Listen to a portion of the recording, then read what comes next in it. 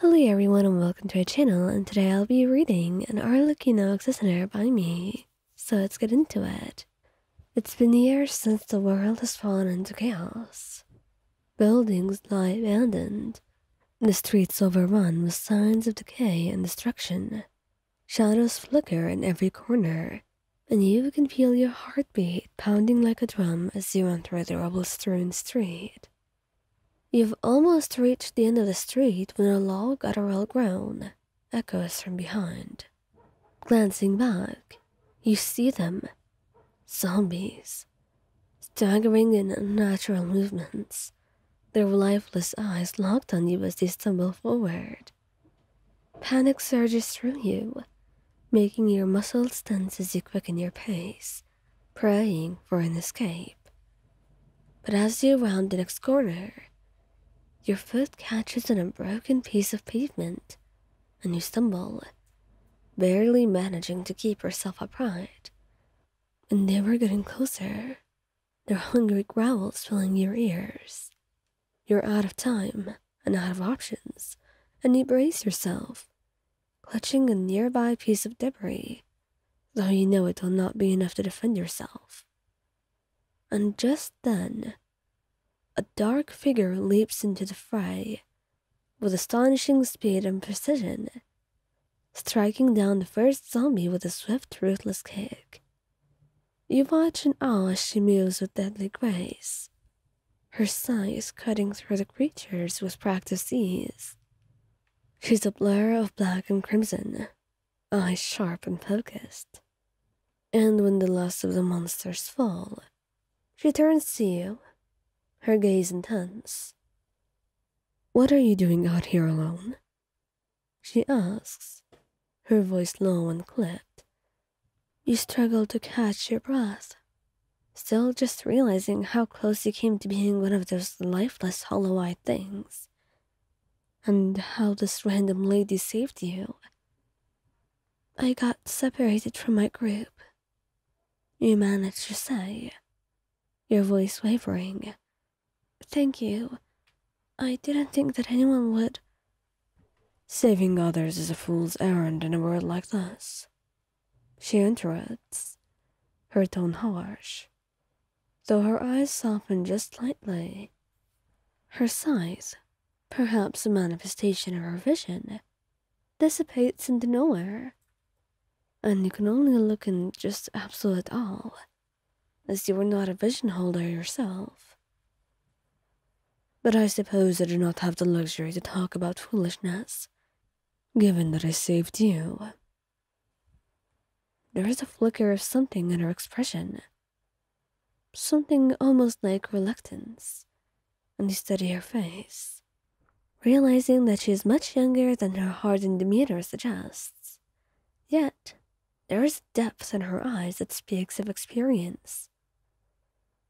"You didn't have to, but you did anyway." She shrugs, her gaze drifting over you, assessing and analyzing. "What's your name?" she asks finally, as though she's weighing her options carefully.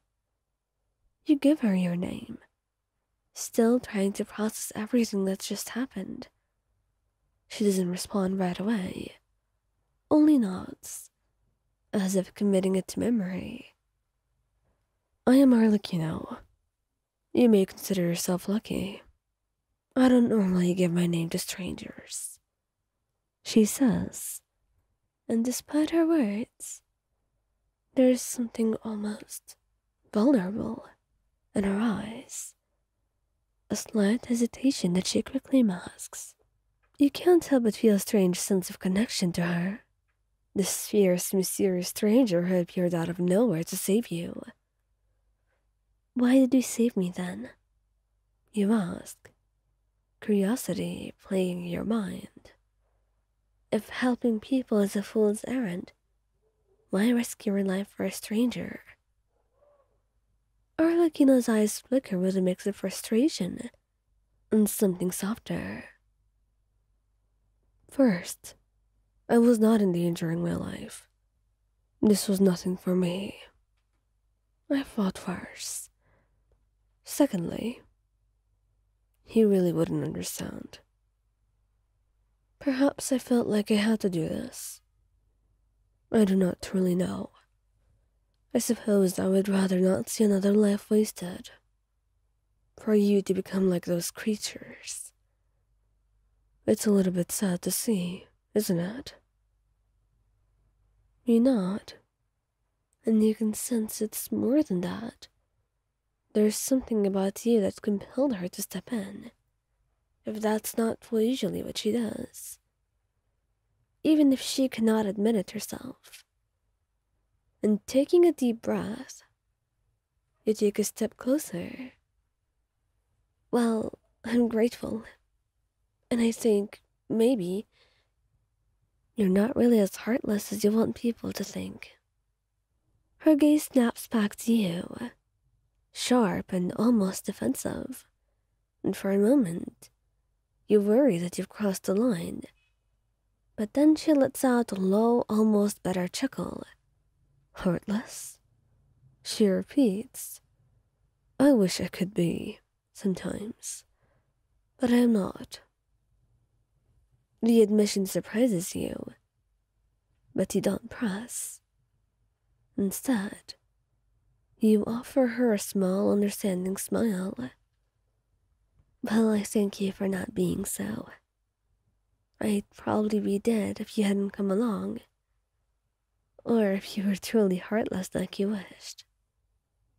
She chuckles and just shakes her head. Don't thank me yet. You still need to make it through the night. She steps closer, and her eyes hold yours with a steady intensity. Listen to me.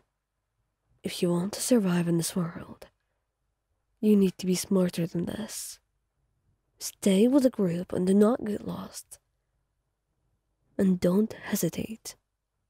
Right there, I saw you hesitating. And hesitation is weakness. It kills, he says firmly.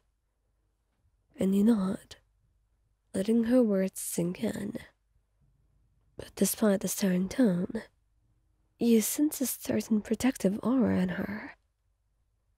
And a promise that she will not let anything bad happen to those around her.